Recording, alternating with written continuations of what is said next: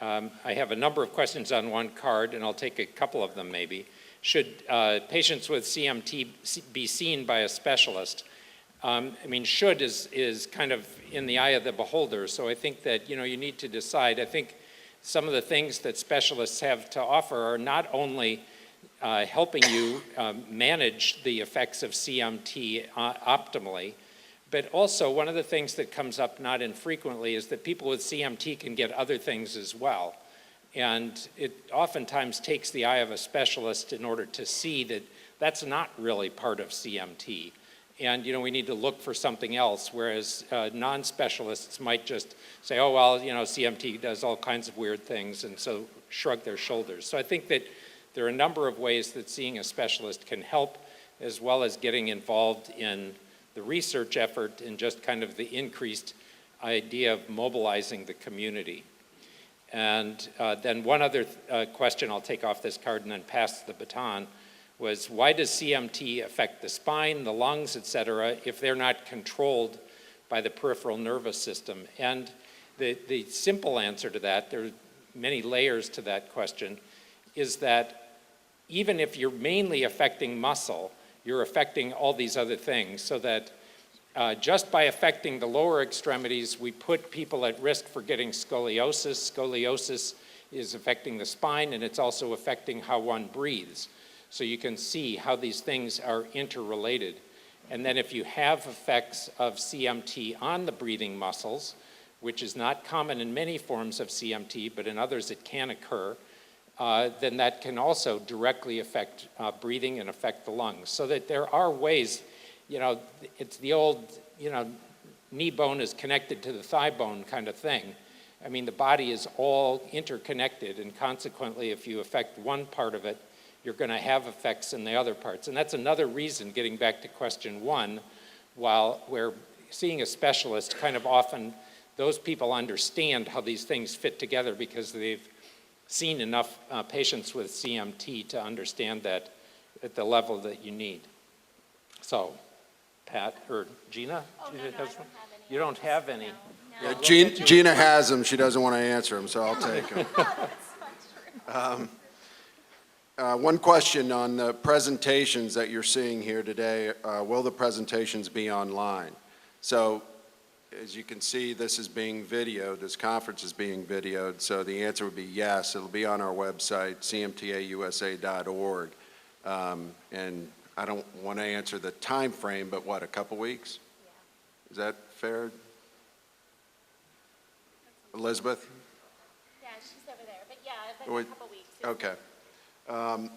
General resources for doctors with questions, and that goes in hand in glove with how do I find a CMT specialist. Again, I'll direct you to cmtausa.org.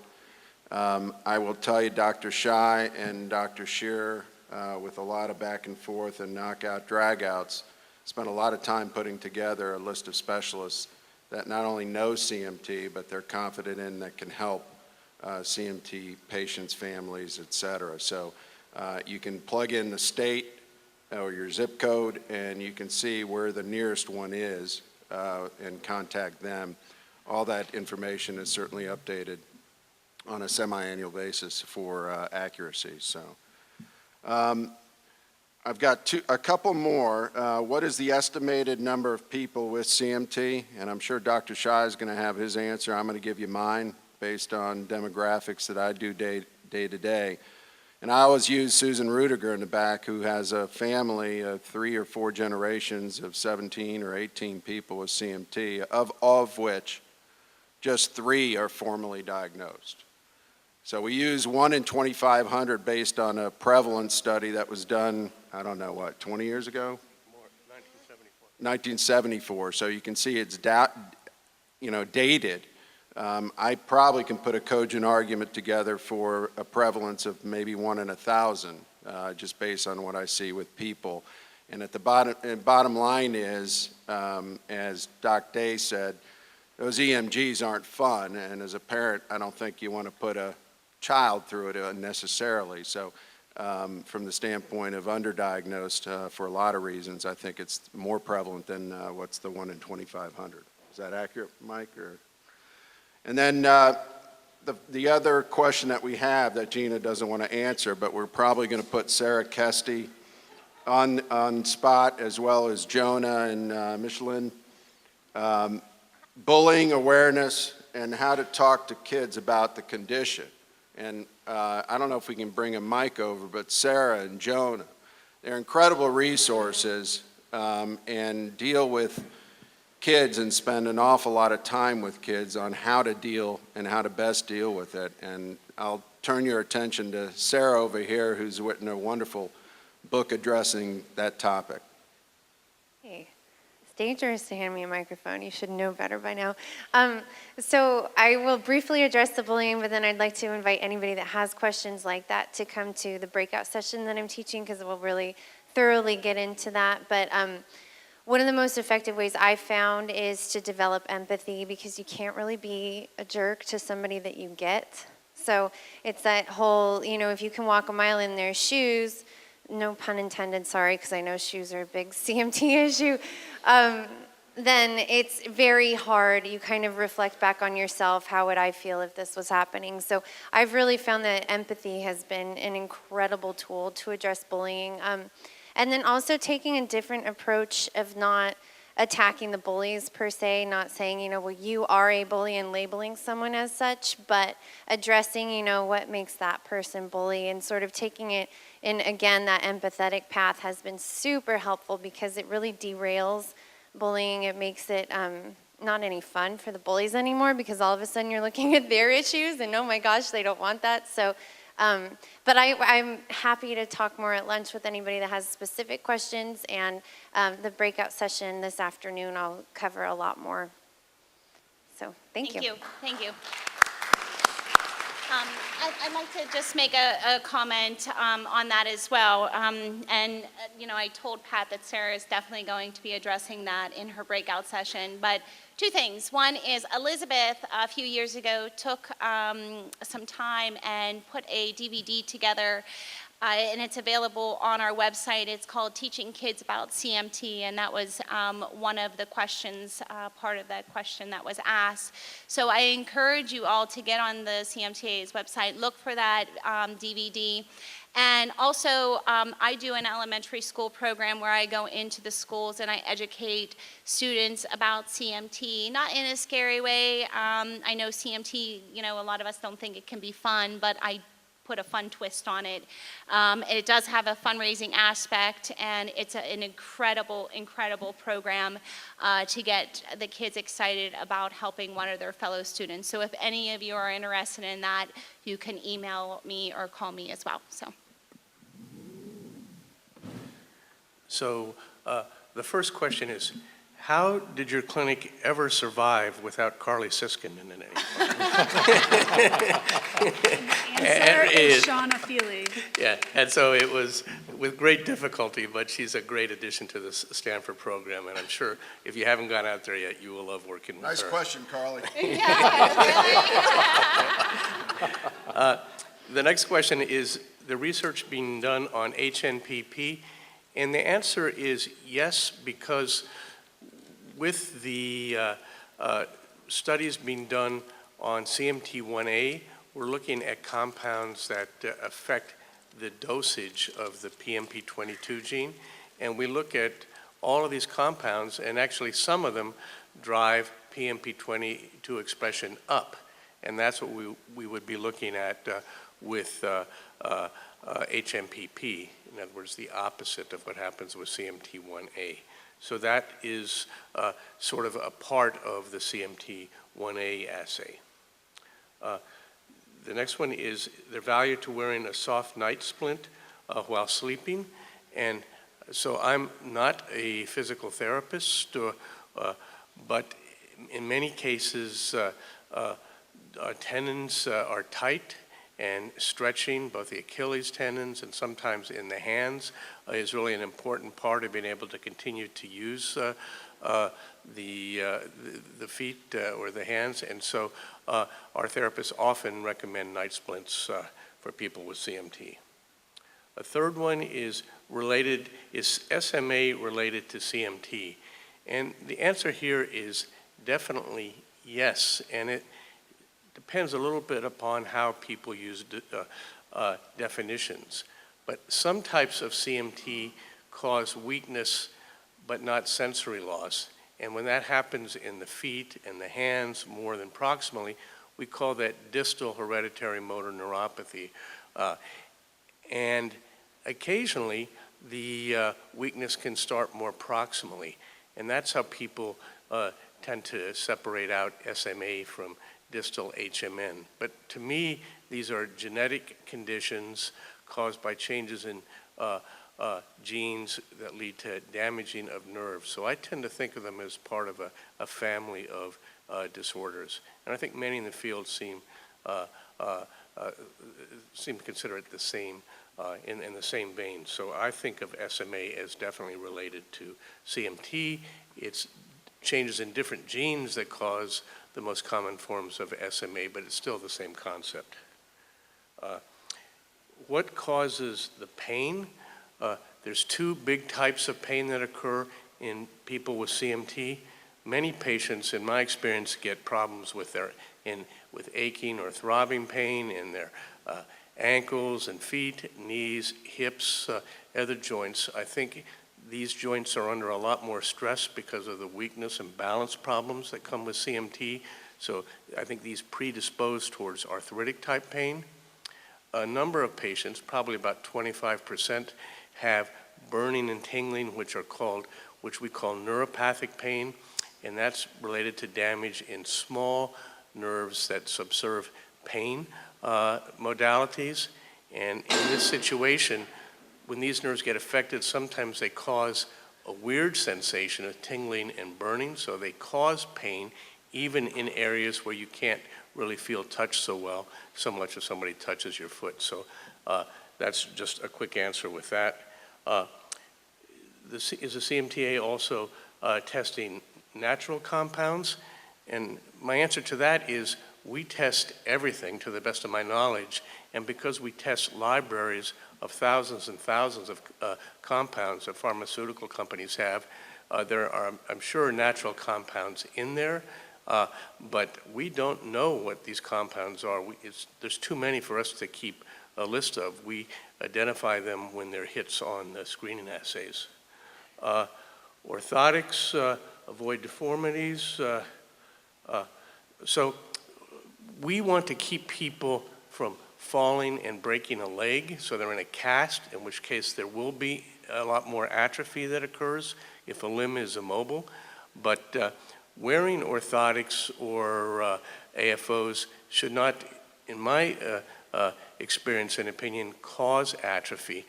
And people have done EMG studies on muscles in people wearing braces, and those muscles are still working. So I think it's not a good idea to not wear braces that you need to prevent you injuring yourself because of a concern that you might be promoting atrophy.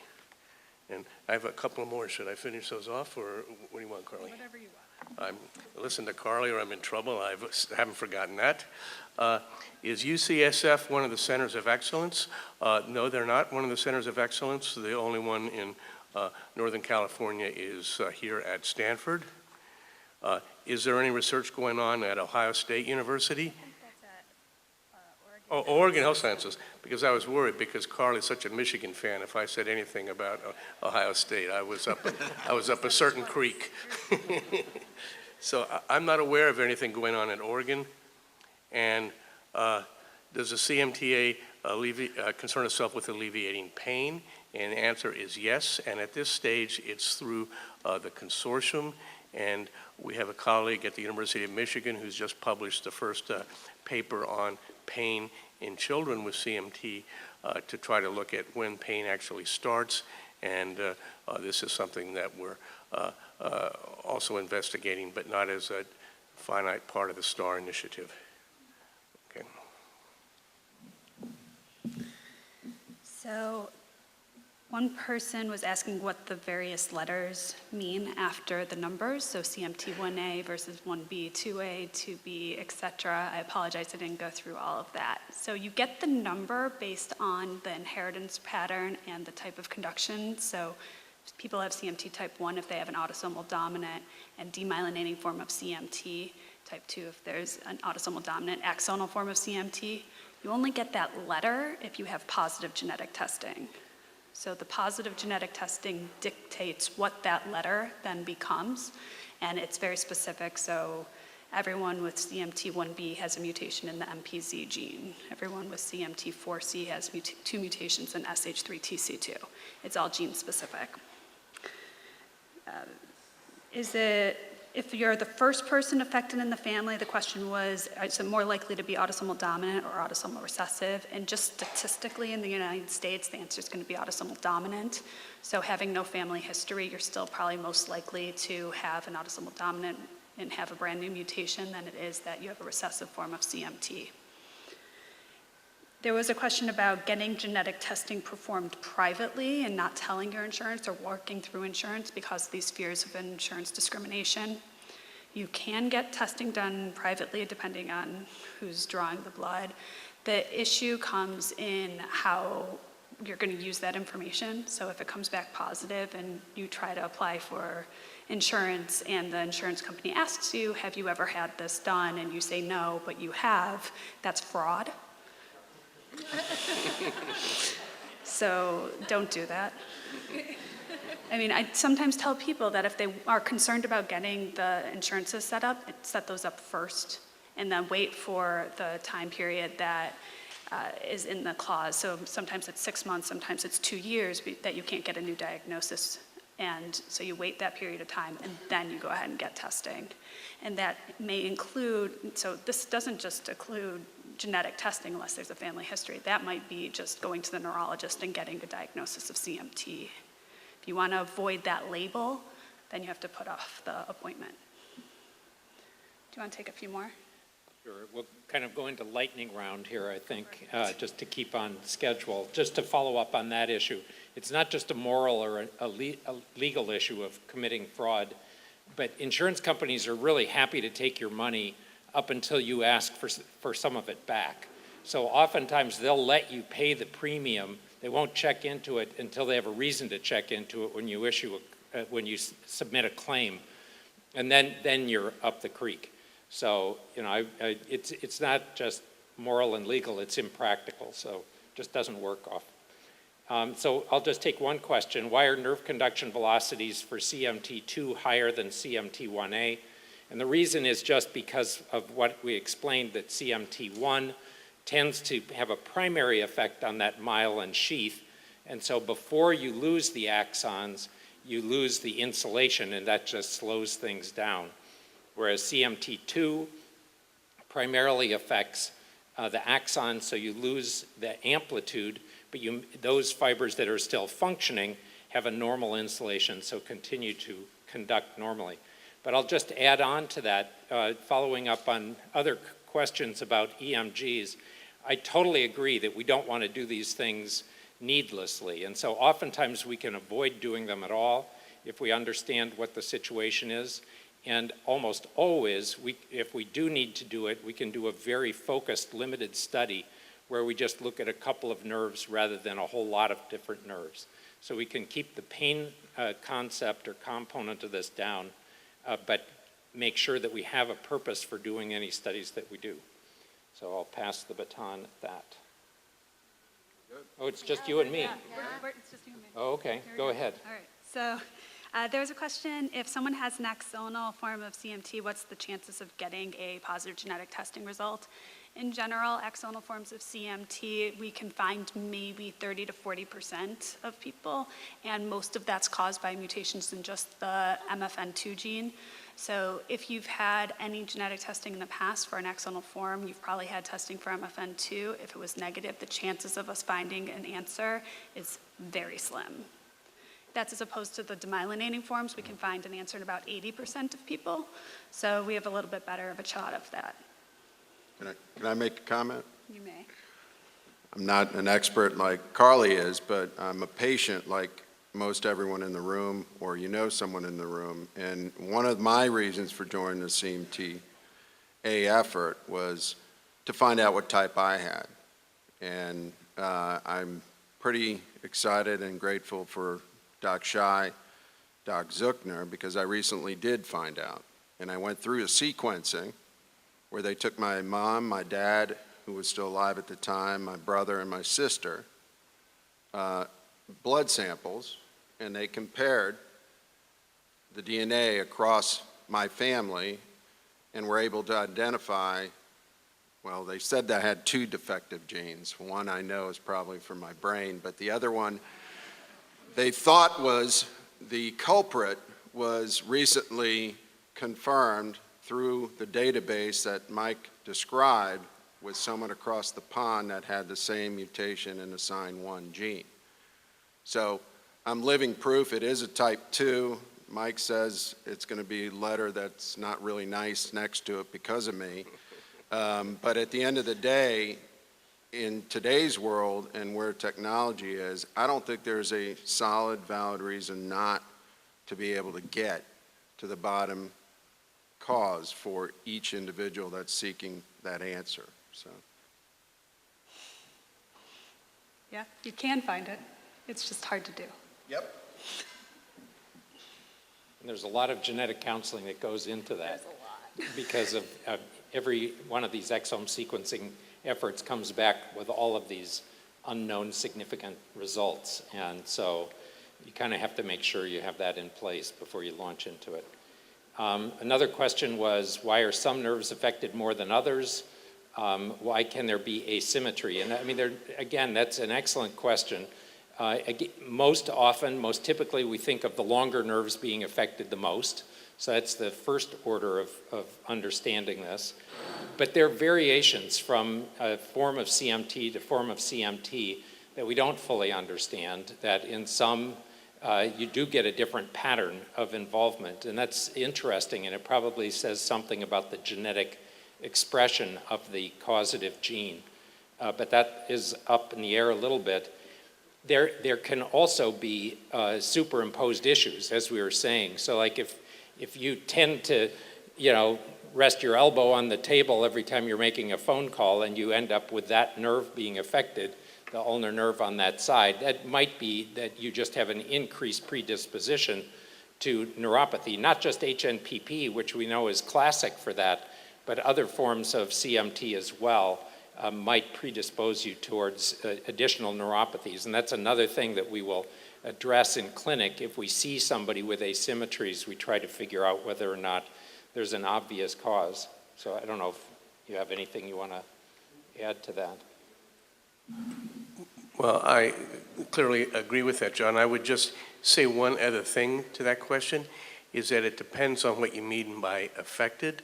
For example, if you have a demyelinating type of CMT, all the nerves that are going to your lungs, your arms, your feet, those are all affected by, if you did nerve conduction velocities, the nerve conductions would be slow on all of them, but not all of them cause symptoms. So the symptoms tend to be what really reflect the length dependency. And so, again, it may be that these other nerves are affected by the disease, but they're just not causing you problems. Good point.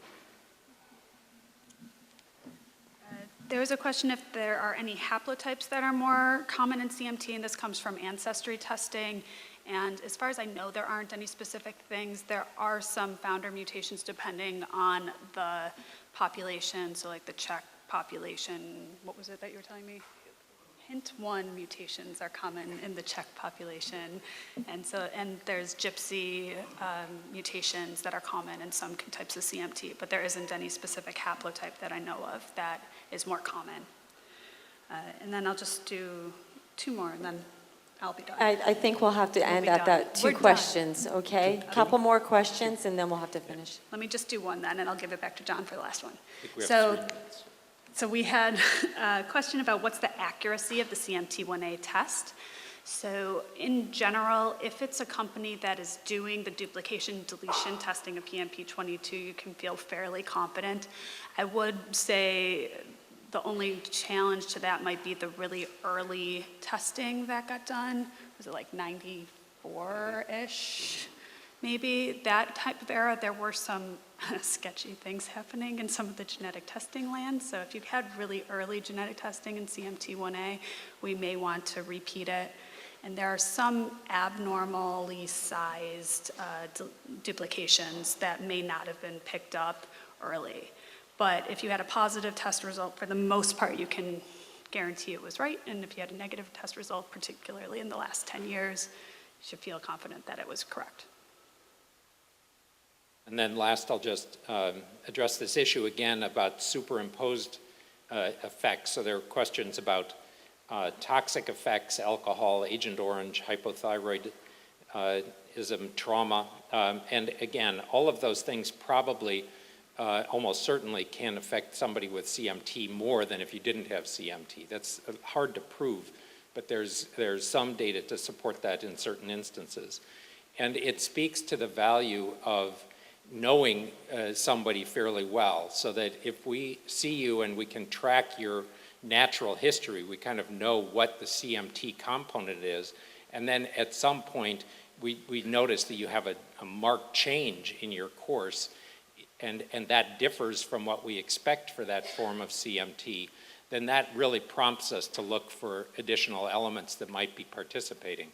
So it all is part of this process of the more we can work together, the more we can get to know things going on with these disorders, the more we can help each other, both in terms of treating them and in terms of your functioning at your best. So, Thank we're you done. very much. Thank you.